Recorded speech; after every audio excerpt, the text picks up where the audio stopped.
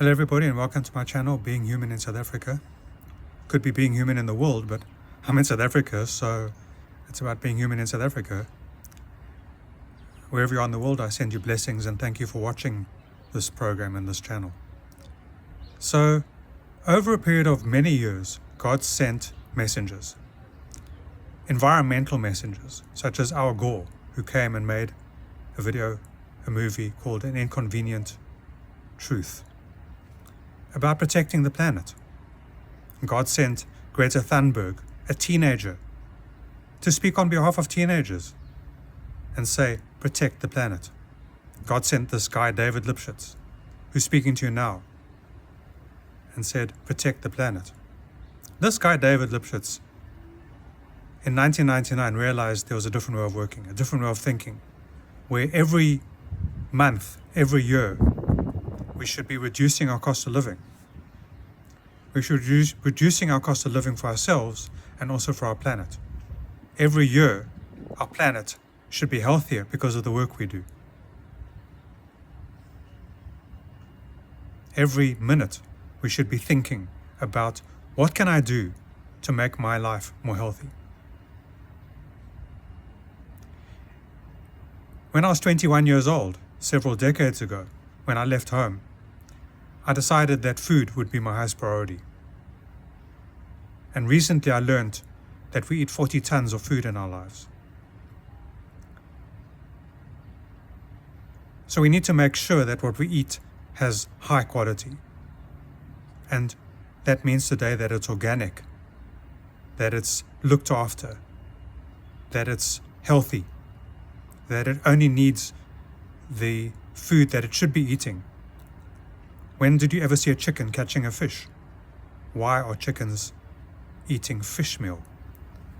Sometimes you ever an egg in a restaurant and you can taste the fish. Especially if you're a vegetarian, then your taste buds are better than if you're a meat eater, generally. That's been my experience. So I decided that somehow great wisdom from a previous life perhaps, or previous lives, from God or somewhere, that food, what I eat, what I drink should be my highest priority.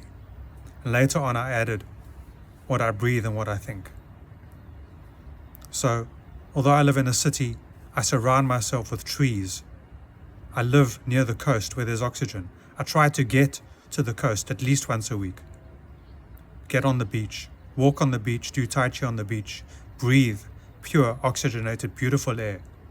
And thank God for the wind, which we call the Cape Doctor, which blows away all the pollution from Cape Town. And then, in 2008, I wrote on my blog, one of my blogs for the first time, that all office building workers should work from home. And so many people came like me and said, all office building workers should work from home. And God sent these messengers and said, look after my planet. And it's in our ancient texts. It's called Bal Tashkit. It says, look after the forests, look after the trees, look after the planet. Go forth and multiply, but protect the earth. Replenish the earth. Each generation should leave the earth in a better condition than they found it. My generation must leave the world in a better condition we found it. Not being users and abusers, but actually making the world a better place because we were here. Mentally, emotionally, spiritually, and especially physically. The world must be physically a better place because I lived. It must be physically a better place because you lived. It must be physically a better place because I'm alive. It must be physically a better place because you're alive. And then what happens? God says, I can't wait anymore. I need people to wake up. And so a plague arrives. And within a month, in fact, within 3 to 4 weeks, the whole world is at home. And when I said people should work from home, I meant people that work in offices, such as accountants and lawyers and doctors and salespeople and call center people. Because those kinds of people don't need to travel. And international travel for meetings shouldn't happen. And cruise ships should dock in a new port every 3 or 6 months and shouldn't cruise. And conference centers should be repurposed. Because why should we meet in a conference center? It was so beautiful during lockdown, during those years, when I attended conferences all over the world without leaving my desk at home. I didn't need to pack. I didn't need to get a visa. I didn't need to update my passport. I didn't need to get foreign exchange. I didn't need to worry that a coffee would be 10 times the price of what I pay in South Africa. I didn't need to worry about the cost of a half-litre bottle of water at the airport being so expensive. I didn't need to worry, would the toilet be clean at the conference center? I didn't have to wake up at 4 o'clock in the morning for a 10 o'clock meeting in Joburg and spend an 18-hour day and then be expected to be at work the next day. And also, if I spent 2 hours traveling to a meeting and the meeting was meant to be an hour, then we took an hour. But if I spent 20 seconds traveling to a meeting by clicking on a button on my computer and the meeting was over in 3 minutes, the meeting was over. Elon Musk would be proud. He said, don't waste time in meetings. But if you've traveled for a day or an hour or even longer for a meeting and the meeting's meant to be 4 hours, then you sit there and what do you do for 4 hours if the meeting's over in 3 minutes? But if you meet online, you can have quick meetings. You can meet today for 3 minutes, you can meet tomorrow for 3 minutes, you can meet the next day for 3 minutes. You can call an impromptu meeting. And people think that virtual meetings are new, but I moved my office to my house in 2002. And we had video conferencing. There was Skype and other capabilities back then. We didn't have fiber, we had ADSL, and before ADSL we had ISDN. At one stage we had an ISDN line which gave us 3 telephone lines in our house. So we could do call-outs because we had 2 telephone lines for phone and fax plus 3 ISDN lines. We could run a little call center from the house, which we did. So there's all kinds of things, possibilities with working from home. And then you have schooling from home. You know, in America, 40 years ago, a friend of mine was sent to jail because he wanted to homeschool his child. And you think that America is the land of the free. It's only free because people make it free.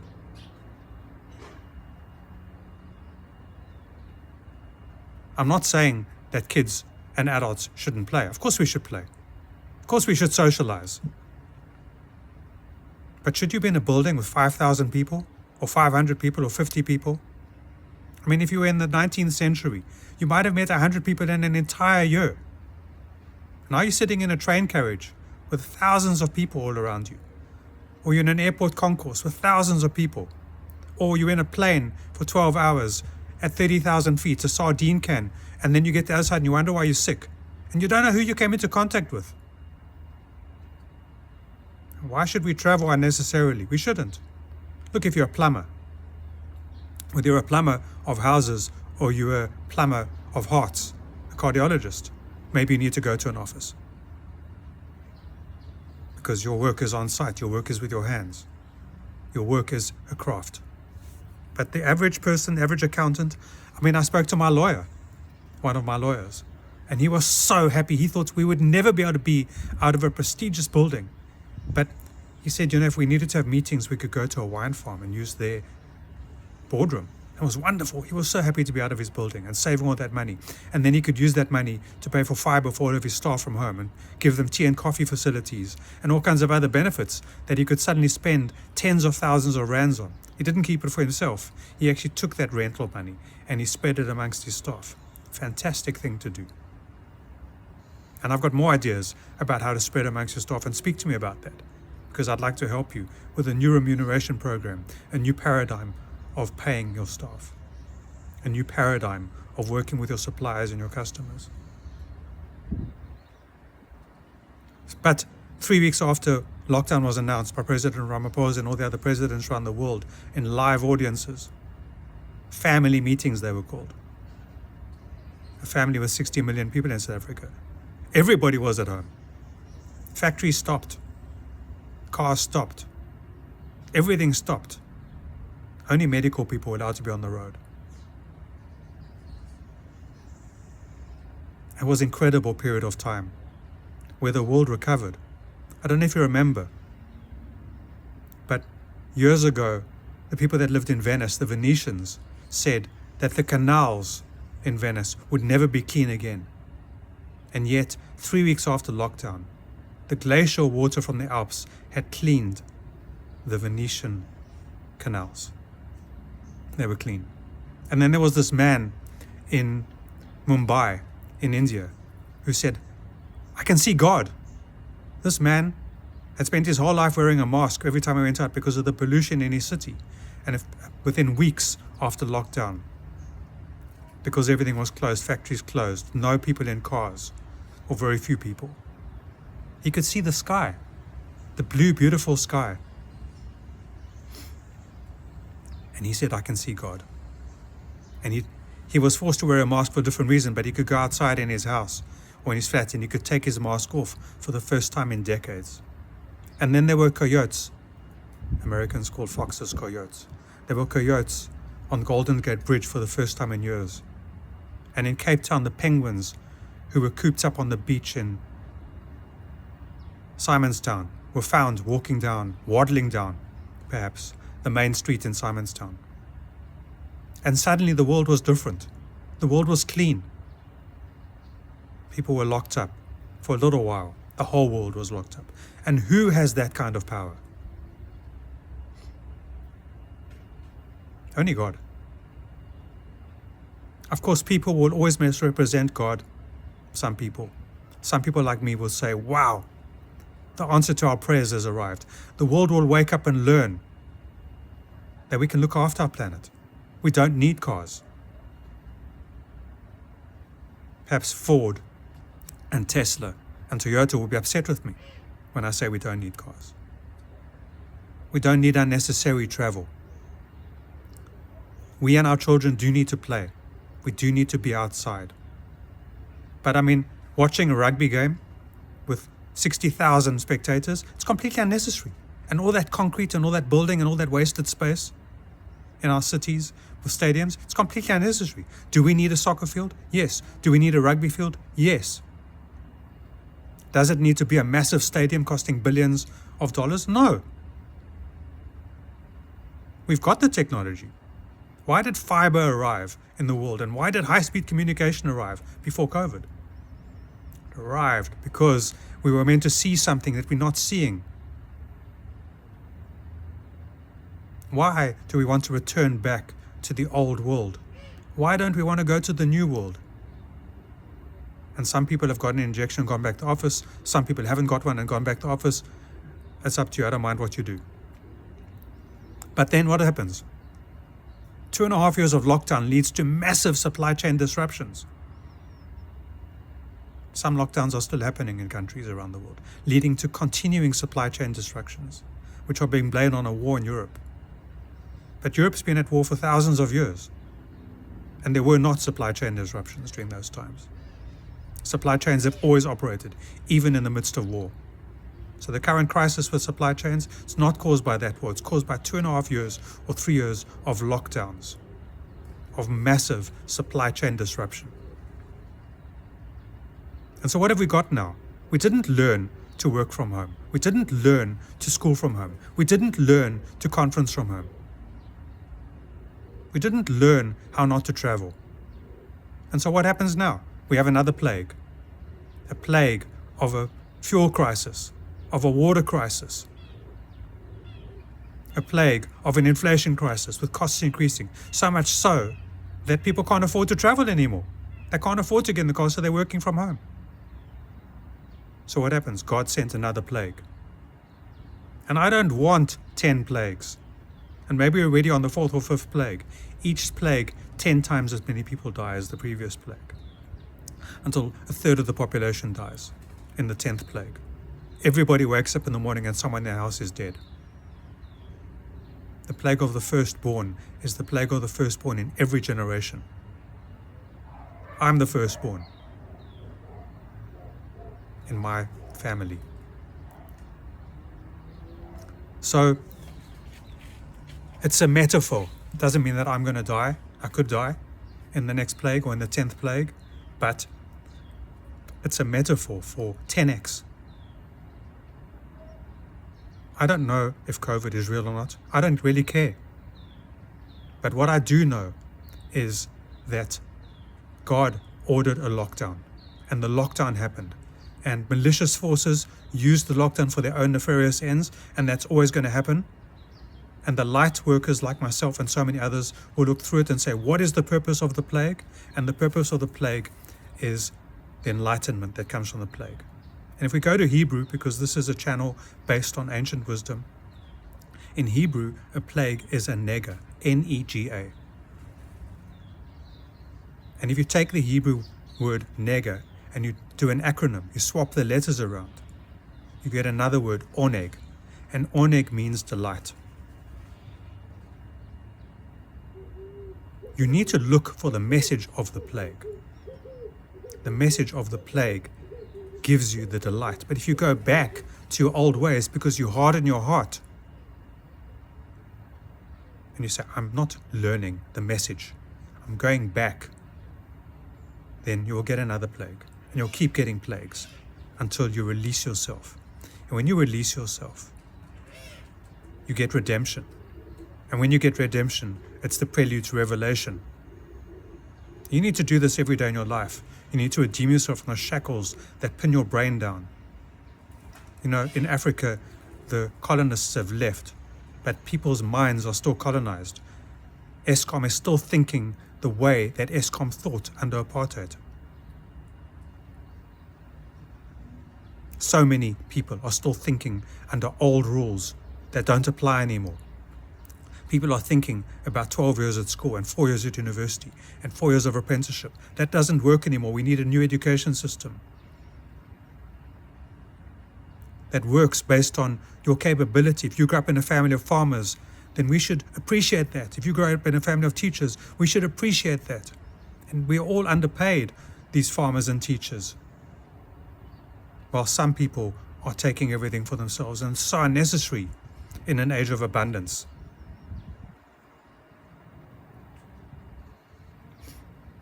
So there are so many benefits that happened during lockdown.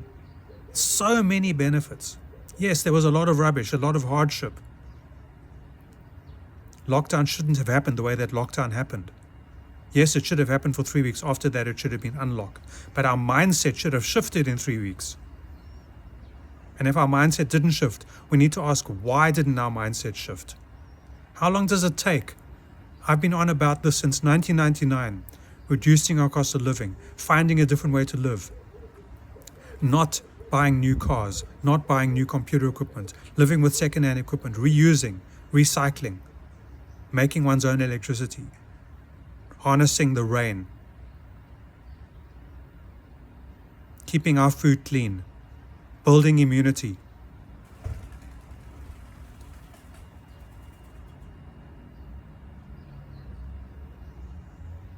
So, reply. What has the message been for you over the last couple of years?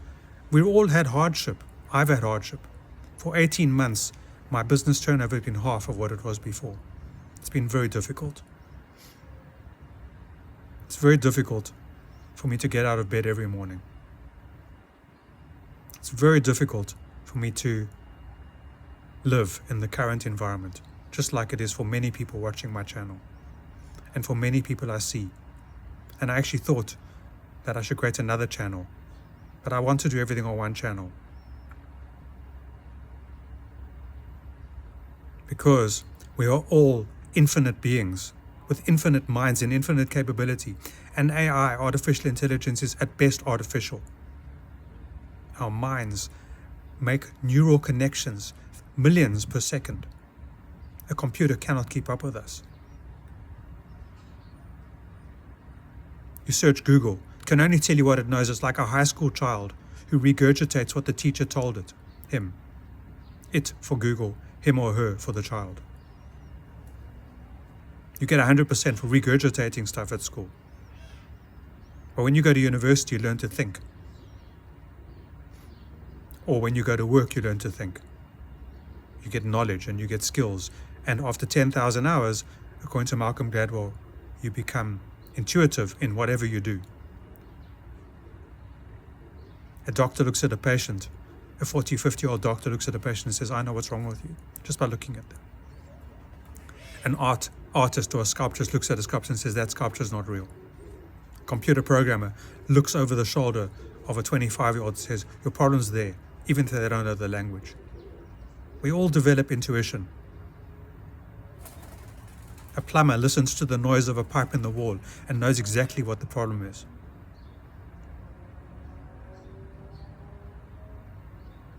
We've had the most incredible time for learning and for changing who we are, how we behave, how we look after our planet. And we're not grabbing it with both hands. We really need to grab the opportunity that's presented to us. We still need to socialize. We still need to be with our friends. We still need a party. We still need a kiss, make love. We still need each other. We are humans after all. We are human beings.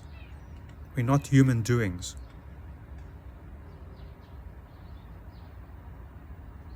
We are being. We are being who we are. We are being healthy. We are being loving. We are being generous. We are being kind. We are being charitable. We are looking after our planet. Because it's the number one thing that we need to do on our planet. If someone says to me, what is my purpose? I say, your purpose is look after the planet. Anything else is secondary. Every single person on the planet, 8 billion people, what is your purpose? Our primary, core, first principle purpose is look after the planet. We didn't realize that, so God sent a plague that locked us up for a month or two. That should have been it. That's it. It's finished. We learned the lesson. We got on with our lives. We got out of our cars. We didn't sit in traffic jams. I mean, just look around you. When it's school holidays, there's hardly any traffic, which means that a lot of that traffic is parents taking their children to school and then rushing to work, perhaps. So we still need school fields.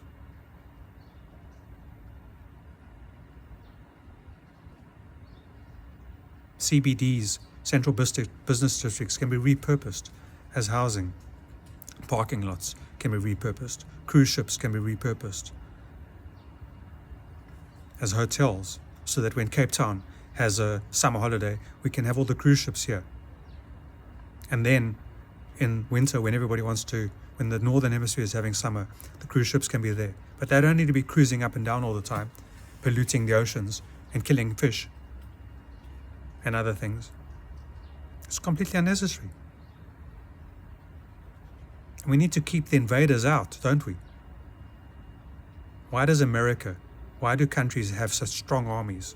Because they want to keep the invader out. Once the invader's in, the police need to find the invader and get rid of them. But it's much better and much more cost effective, even with the trillions of dollars spent on defense every year, to keep the invader out. And what is the simile for that? It's immunity. I don't want the invader to get into my body. And if it does get into my body, I want my body to be able to fight it without adding yet another invader. I don't want to add invaders to invaders. If an invader gets in my body, I must be able to work out how to get rid of the invader because of my brain and my capability and my immunity, which makes me healthy. The message of this is there's a message of the plague. The nega becomes an oneg. The plague becomes a delight when we look for the message and find the answer and see it and make it happen and make it real for ourselves.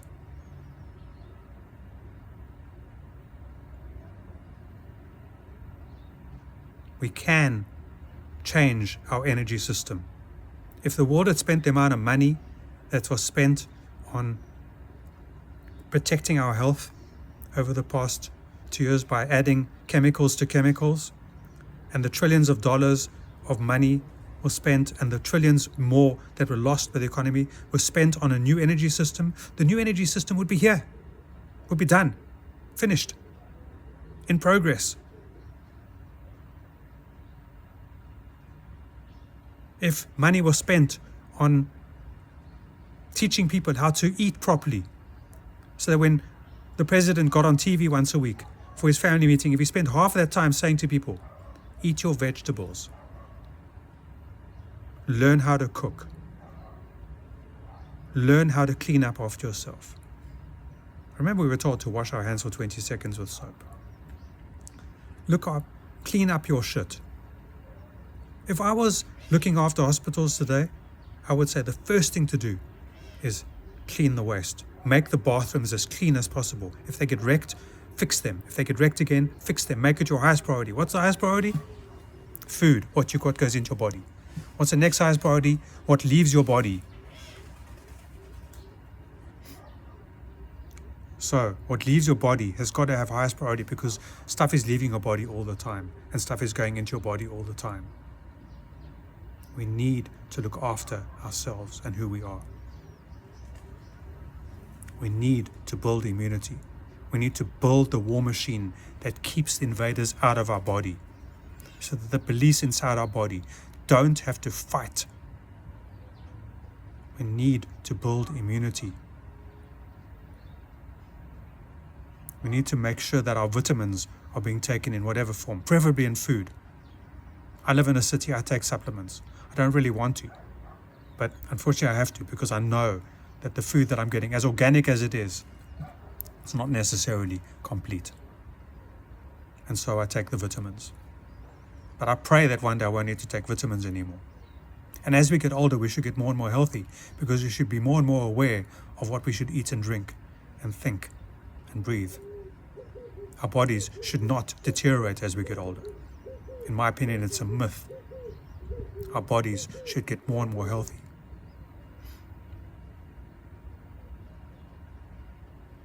So there's so much that we can look at and see, and so much beauty that happened, and so many messages that happened, and so much conflicting messages.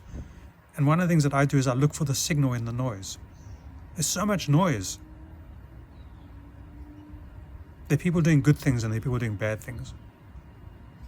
There are people with happy thoughts and there are people with sad thoughts. There are people doing manipulation for whatever reason, because they want everything for themselves in this enclosure which started at the beginning of the Industrial Revolution.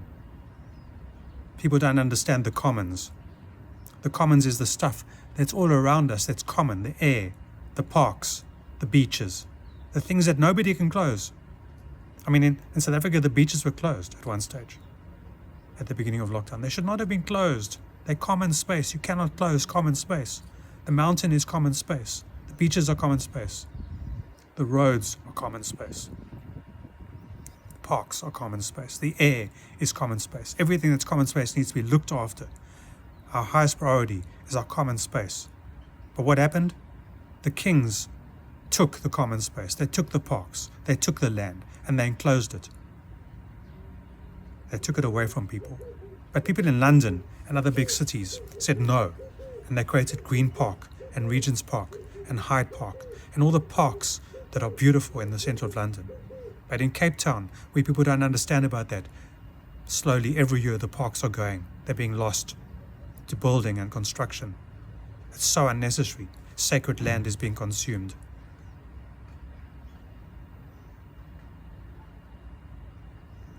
We have to learn the messages that are coming at us constantly. When God sends a message, we must listen to that message. We must listen. We must listen. We must not harden our hearts. We must not be like that Pharaoh who hardened his heart. Every plague is a message. We must look at the plagues and get the oneg that comes from the nega. We have such a big opportunity to fix our world. And obviously the people at the top aren't going to do it. The people in the big organizations, they're not doing it. Because they're conspiracy theorists. They're in a conspiracy against the people at the bottom. People at the top are saying that the people at the bottom are conspiracy theorists, but how can I, a scientist working by myself in my own lab, be a conspiracy theorist? I'm one person. I'm not a conspiracy theorist. I'm a realist. But when you're a banker or one of these other big people, not all bankers, or the World Economic Forum, not all of them, but some people in those organizations have got different agendas. I don't think everybody's got their agendas, but some people have.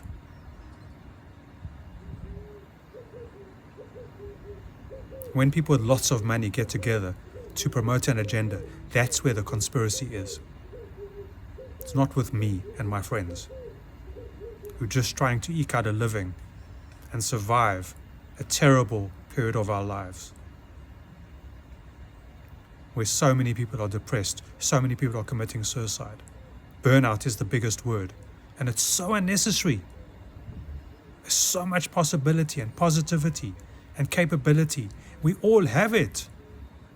We all need to work together. We all need to trust each other. When you trust someone, you allow God in. I trust my wife, she trusts me. I trust my friends, they trust me. When we build trust, we let God in. So I want to bless you. I want to thank you for watching this video. I want to thank you for all the support that people give me. I want to thank you for the love. I want to thank God for putting me on the planet at this particular time. I'd really like it if some of the governments and big businesses would listen to me, but if they're not yet ready for that, then at least you can make up your own mind about what is important in your lives. God bless you. Thank you.